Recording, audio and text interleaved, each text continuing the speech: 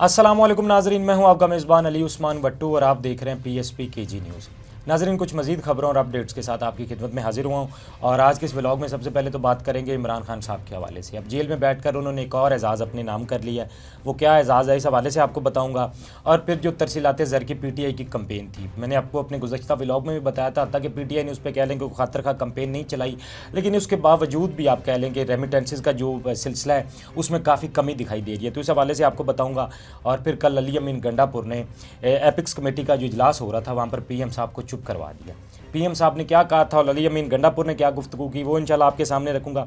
और कुछ बात करेंगे आने वाले मंजरनामे पर कि आने वाले वक्त में अब क्या कुछ होने वाला है, क्योंकि एक तरफ मुज़ाकरात भी चल रहे हैं, बल्कि बहुत सारी चीज़ें चल रही हैं, तो उस हवाले से इंशाल्लाह बात करेंगे। लेकिन सबसे पहले बात करते हैं इमरान खान साहब की।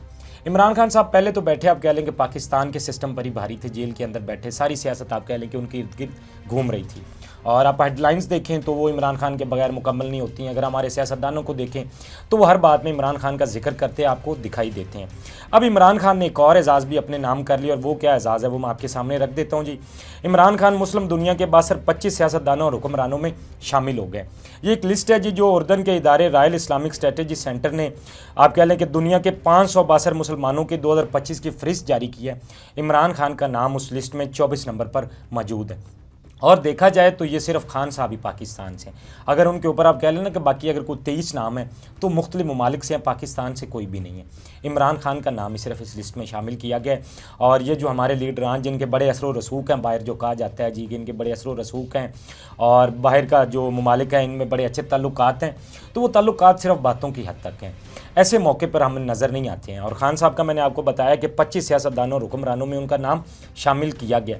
अब उसमें कह लें कि बाकी मुस्लिम ममालिक के जो लीडरान हैं, ख़ास तौर पर जो शाही फैमिली के लोग हैं, रॉयल फैमिली के लोग हैं, या तो फिर उनके नाम शामिल हैं। कुछ सियासतदानों के नाम भी इस लिस्ट में आप कह सकते हैं शामिल है। अफ़गानिस्तान से कुछ नाम शामिल है, सऊदी अरेबिया या मलेशिया या बाकी ममालिक से जो है नाम शामिल है। तो खान साहब का नाम इस लिस्ट में 24 नंबर पर मौजूद है। और अगर हम बात करें 50 लोगों की जो लिस्ट है, तो उसमें तकी उस्मानी साहब और मौलाना तारक जमील का नाम शामिल है, इन बाअसर शख्सियात के अंदर जो मुस्लिम शख्सियात हैं। तो खान साहब के लिए ये एक और बड़ा एजाज़ है। अतः कि वही मैं बात कर रहा हूँ कि पाकिस्तान के अंदर भी अगर देखा जाए तो सारी सियासत और सारे मामलात खान साहब के गिर्द ही घूम रहे हैं। और अगर आलमी दुनिया में भी बात की जाए तो वो खान साहब का ही नाम हमें देखने में नज़र आता है। अगर आप किसी भी मुल्क के अंदर चले जाएँ, आप जहाँ पर जाके बताएँ जी कि मैं पाकिस्तान से हूँ, तो वो एक ही बात करते हैं कि जहाँ इमरान खान रहता है। तो मतलब इमरान खान ने इतना एक अपना नाम बनाया, उन्होंने जब क्रिकेट खेली या उन्होंने सियासत की, या अब यही काम कर लें जिस तरह से उन्होंने फ्लाई काम किए, आप कह लें हॉस्पिटल उन्होंने पाकिस्तान के अंदर बनाया, वो एक नामुमकिन को उन्होंने मुमकिन बनाया। फिर अब अलकादर का जो उन्होंने कह लें कि यूनिवर्सिटी बनाई, अतः कि उन पर केसेस बनाए गए, सारी चीज़ें की गई। लेकिन खान साहब के जो काम है उनको पाकिस्तान क्या पूरी दुनिया सराहती है। तो ये एक आपके सामने मिसाल है जी। अब खान साहब का नाम उस लिस्ट के अंदर आया है। और ये नून लीग को और बाकी आप कह लें कि PP के लोग तो इस पर आप कह लें कि बड़ी सारी अब आवाज़ें भी कसेंगे और बहुत कुछ करेंगे, लेकिन एक तरफ ये हकीकत है और ये हकीकत उनको माननी पड़ेगी। अब थोड़ी सी हम लोग बात कर लेते हैं तरसीलात ज़र की, जो रेमिटेंसेस की आप कह लें कि PTI की कंपेन है। तो ये मैंने आपको अपने गुज़श्ता व्लॉग में बताया था कि हत्ता कि PTI ने इस पर कोई ख़ास कंपेन नहीं चलाई। अतः कि इमरान खान साहब ने ये ज़रूर बात की थी कि ये हमारी जो है वो रहेगी तरसीलात ज़र, उन्होंने रोकने की कह लें कि आप कहा था लोगों को, जितने भी आप कह लें ओवरसीज़ पाकिस्तानी हैं उनसे, कि वो जो है रेमिटेंसेस ना भेजें। ये खान साहब ने उनसे दरख्वास्त की थी। लेकिन अगर हम PTI के बाकी लोगों से बात करते हैं तो वो कहते हैं जी कि अभी तो हमने इस पर कोई कॉल दे ही नहीं रखी।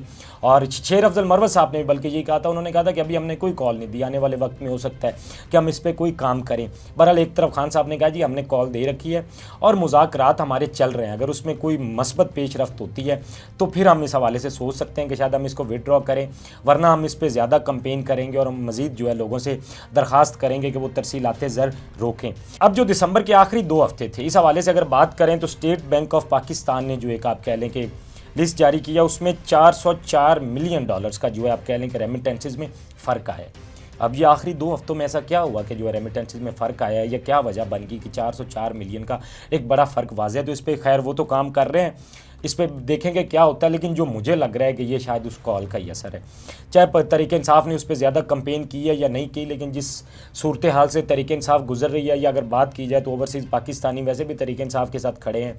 कई दफ़ा तो हमने देखा है कि पाकिस्तान के अंदर जब हालात बहुत ज़्यादा तंग कर दिए गए थे तहरीक इंसाफ के लिए, तो ओवरसीज़ पाकिस्तानी हत्ता कि पूरी दुनिया के अंदर एहतजाज करते नज़र आते थे इस चीज़ पर।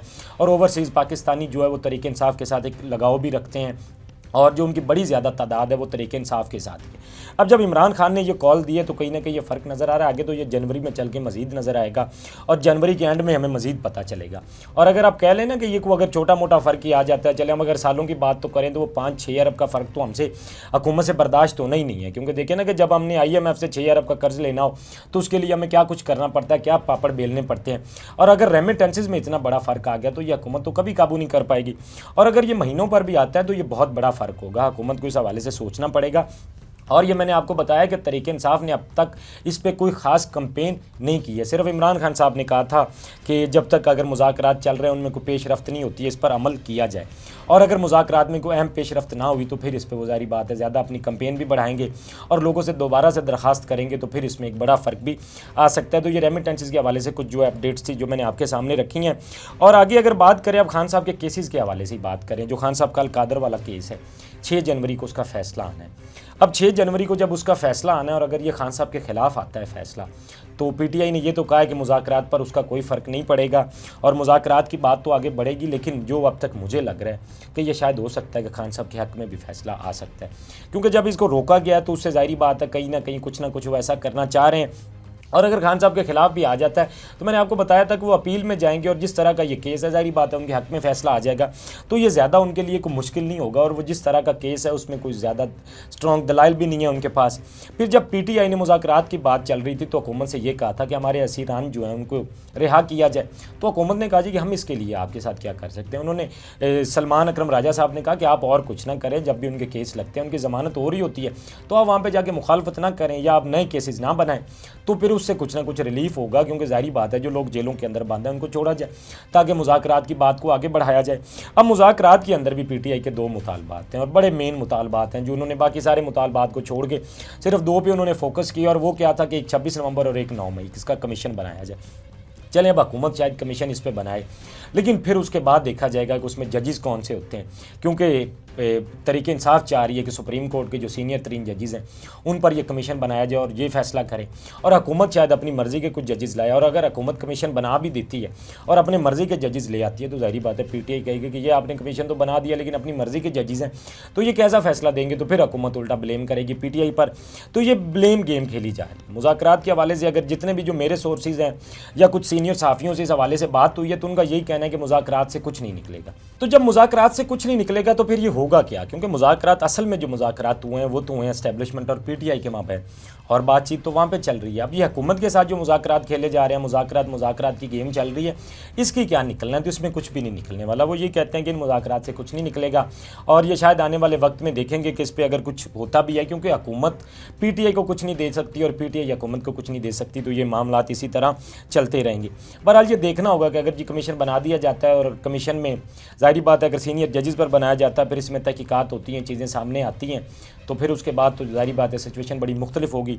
और अगर ये कमीशन सिर्फ नाम का बनाया जाता है और अपनी मर्ज़ी के जजेस लगाए जाते हैं तो फिर तो वो PTI कभी भी नहीं मानेगी और ये बात इसी तरह ही लटकी रहेगी। खैर फिर आगे चल के थोड़ा सा एपिक्स कमेटी के हवाले से कुछ इजलास की मैंने आपको अपने गुज़श्ता व्लॉग में भी अली अमीन की गुफ्तगू बताई थी कि अली अमीन ने क्या कुछ कहा था उसमें, लेकिन वहाँ पर एक और वाक़या हुआ। वाक़या ये हुआ जी कि वहाँ पर 26 नवंबर का जिक्र हुआ तो PM साहब ने कहा जी कि ये PTI सिर्फ 26 नवंबर पर हमें रोला डाल रहे हैं और हमें बातें कर रहे हैं, जबकि ऐसा कुछ भी नहीं हुआ और उल्टा इन्होंने सारा कुछ किया। तो अली अमीन गंडापुर वहाँ पे बहुत ज़्यादा गुस्से में हो गए। उन्होंने कहा जी कि एक तो आपने वहाँ पर हमारे लोगों को मारा और जो कुछ आपने किया वहाँ पर, और आज आप कहते हैं कि 26 नवंबर कुछ नहीं हुआ, और वहाँ पर आप कह लें कि एस्टेब्लिशमेंट के लोग भी मौजूद थे, आर्मी के लोग भी मौजूद थे, और उनकी मौजूदगी में PM के साथ जो है अली अमीन ने बहुत ज़्यादा गुस्सा दिखाया और उन्होंने कहा जी कि आप एक तो बातें कर रहे हैं। उन्होंने कहा कि हमारे आज भी 45 लोग मिसिंग है, जो मैंने आपको गुज़श्ता व्लॉग में बताया। तो उन्होंने कहा 45 लोग आज भी मिसिंग है जिनका कोई पता ही नहीं है, ना तो वो आप कह लें कि वो कोई जो गिरफ्तार हुए हैं लोग उनमें शामिल हैं, और अगर उन्होंने कहा कम से कम आपने उनको शहीद कर दिया तो हमें यही बता दें कि उनको शहीद कर दिया गया। और उन्होंने कहा कि आप कमीशन बनाए ना, इस पर कमीशन जो है तहकीकात कर ले, सारी चीज़ें सामने आ जाएंगी और जो भी गुनहगार है वो सामने आ जाएगा तो उसके बाद मसला किस चीज़ का है। और ये मैं आपको बहुत दफ़ा कह चुका हूँ कि 9 मई और 26 नवंबर पर जब कमीशन बना के चीज़ें सामने लानी है, हुकूमत कहती है ना पीटीआई ने की है, तो पीटीआई कह रही है कमीशन बनाए, कमीशन पे आप तहकीकात करवा लें, तहकीकात के बाद आपको पता चल जाएगा क्या चीज़ें हैं, क्या कुछ हुआ है। तो अली अमीन वहाँ पर भी बड़ा गुस्सा नज़र आए और अली अमीन ने पीएम साहब को बाकायदा वहाँ पर खामोश करवा दिया। जाहिर बात है वो फॉर्म 45 वाले जो है कह लें सीएम है और आप 47 वाले पीएम हैं, तो फिर ये चीज़ें तो होंगी और उनकी मौजूदगी में होंगी और फिर आपको वहाँ पर सुननी भी पड़ी, क्योंकि उन्होंने कहा कि आप किस बात को कह रहे हैं जी कि ये वहाँ पर कुछ नहीं हुआ। उन्होंने कहा बहुत कुछ हुआ है और आप ये इस तरह ना करें।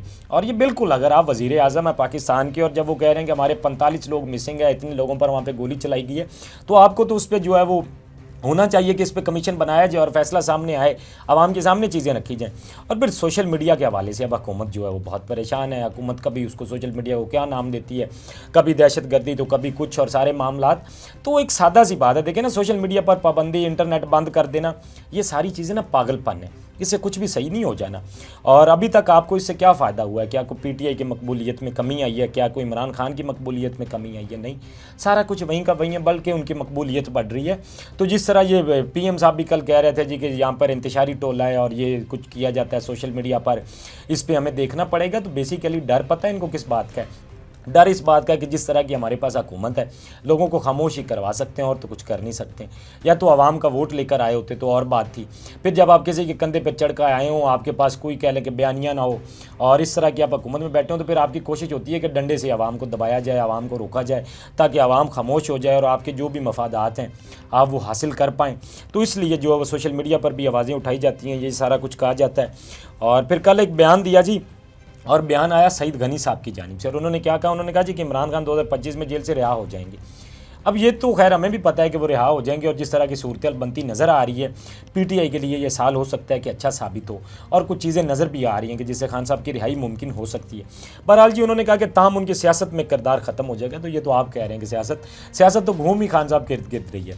आज भी इमरान खान की मकबूलियत कम नहीं हुई है, बल्कि इमरान खान आज वो लीडर बन गए कि आप देखें ना कि आज से पहले बैरिस्टर गौहर को कौन जानता था? कोई भी नहीं, किसी को उनका पता ही नहीं था। शेर अफजल मरवत को कौन जानता था? कोई भी नहीं। बल्कि कई ऐसे नाम, फवाद चौधरी साहब की अगर आप बात करें तो एक टाइम में पीटीआई के बहुत बड़े लीडर थे, आज की उनकी बात करता है। तो खान पाकिस्तान का वो लीडर है कि वो किसी को भी मकबूल कर सकता है। एक टाइम होता था कि मिलिट्री एस्टेब्लिशमेंट के पास ये कह लें कि आप इख्तियार होता था, वो किसी को मकबूल करते थे, लेकिन आज खान साहब के पास ये आप कह लें है कि वो किसी को भी मकबूल बना सकते हैं और किसी को वो ज़ीरो कर सकते हैं। तो ये कहना कि सियासत में उनका किरदार ख़त्म हो जाएगा, ऐसा तो बिल्कुल मुमकिन नहीं है। और ये आज की कुछ डेवलपमेंट्स थी जो मैंने आपके सामने रखी हैं। अपने फीडबैक से मैं ज़रूर आगाह कीजिएगा। अब तक के लिए इतना ही। अपने मेज़बान को दीजिए इजाज़त। अल्लाह निगहबान। इस तरह की और वीडियोस देखने के लिए सब्सक्राइब कीजिए हमारा चैनल और देखते रहिए PSP KG न्यूज़।